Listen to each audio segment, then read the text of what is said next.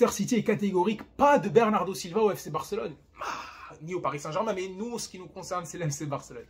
On se retrouve aujourd'hui pour une nouvelle vidéo. Avant de commencer, les gars, je vous invite à liker, commenter, partager, à vous abonner. Oui, ça manque un petit peu de régularité, mais on y travaille, on y travaille. Alors, on va parler aujourd'hui de Bernardo Silva et tout ce qui se passe autour de son arrivée potentielle, probable, inhibée, interdite, tuée dans l'œuf, tout ce que tu veux, au FC Barcelone. On en parle depuis longtemps.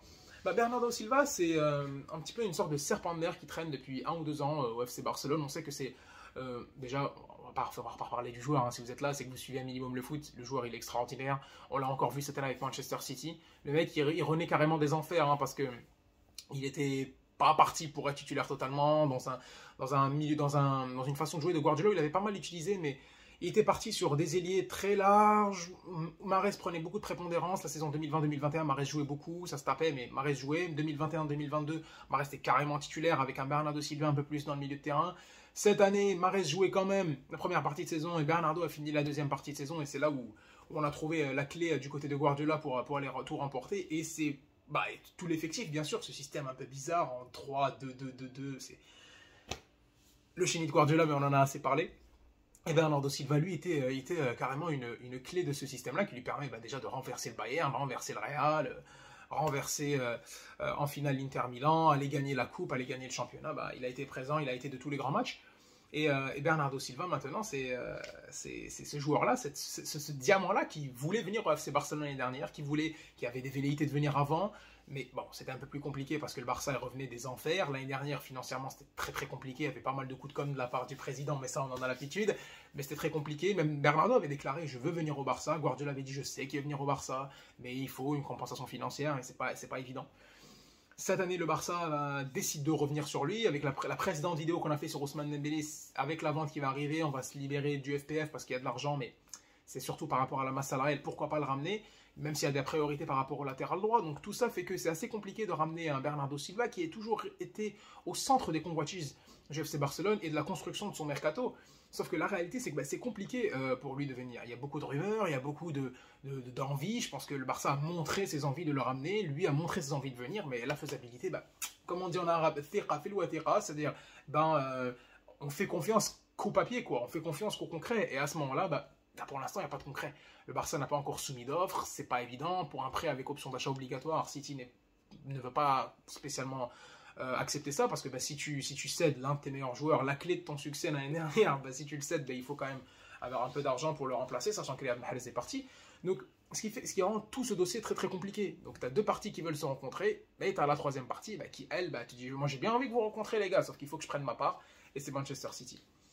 Donc là, on apprend par le biais de Fabrizio Romano que Bernardo Silva, il ne viendra pas au FC Barcelone ni au Paris Saint-Germain. Manchester City ferme, il est intransférable. Ils ont envoyé un mail ou une lettre au FC Barcelone en leur disant que voilà, merci pour tous vos efforts, etc. Mais bon, de l'intérêt que vous portiez. Cela dit, vous le connaissez tous ce mail, pour tous ceux qui galèrent en chercher d'emploi. Nous vous remercions pour l'intérêt que vous portez.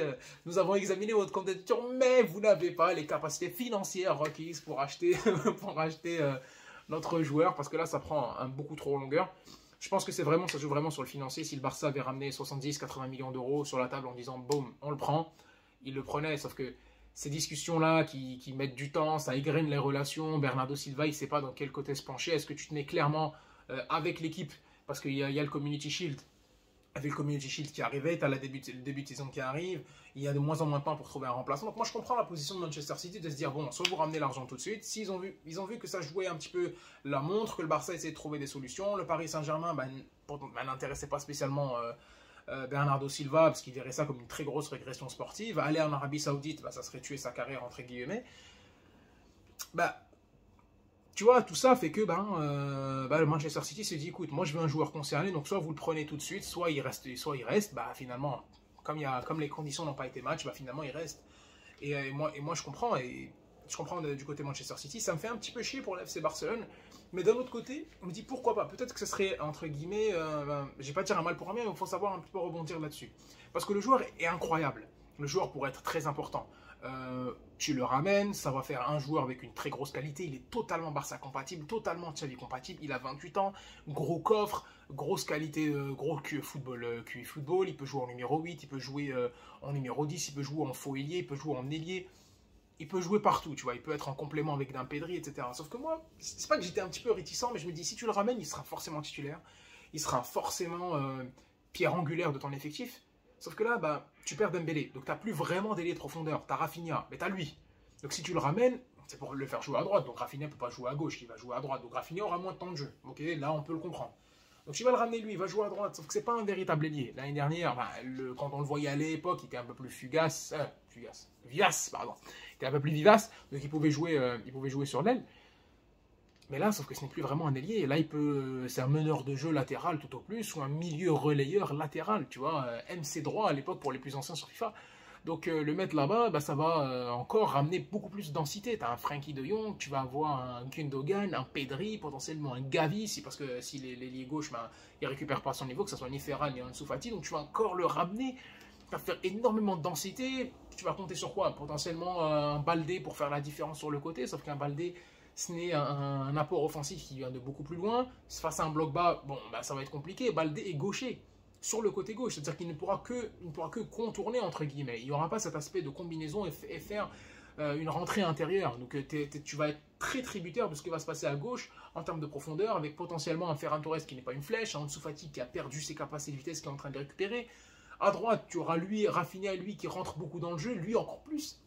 Beaucoup trop de densité dans l'axe. Déjà que tu avais un peu de mal de trouver un Robert Lewandowski. Offensivement, ça s'animait moins. Donc je me dis, comment tu arrives à faire? Parce que si on avait un ailier gauche absolument en feu, et si Ansu Fati ne s'était pas blessé, qu'il avait respecté son talent, et qu'il avait été le Vinicius du FC Barcelone, là je peux comprendre. Parce qu'il peut quand même jouer, il s'intègre en milieu, il se projette bien, voilà, il peut apporter une grosse solution. Donc c'est pas que je suis en train de dire qu'il serait pas bien, c'est fou. Moi demain tu me le proposes, je le prends direct, bien sûr, mais moi je me dis, dans cette optique d'avoir un bon jeu écarté, d'avoir de bons ailiers assez dangereux, Bernardo Silva, sachant que tu l'as déjà ton milieu de terrain, à moins de faire un milieu genre Gundogan, De Jong, lui, sauf que quid de Pedri, il va jouer encore un ailier gauche, c'est plus un créateur, c'est plus un 10. J'avais dit latéral juste avant, tu vas avoir l'attente d'arrivée d'un Cancelo, tu vas être encore tributaire de l'arrivée sur les d'offensifs, je sais pas, peut-être que Xavi pourrait nous surprendre en créant un très très bon système qui pourrait incorporer l'arrivée des ailiers et une grosse densité des arrières latéraux et un gros vivier au milieu de terrain, je sais pas.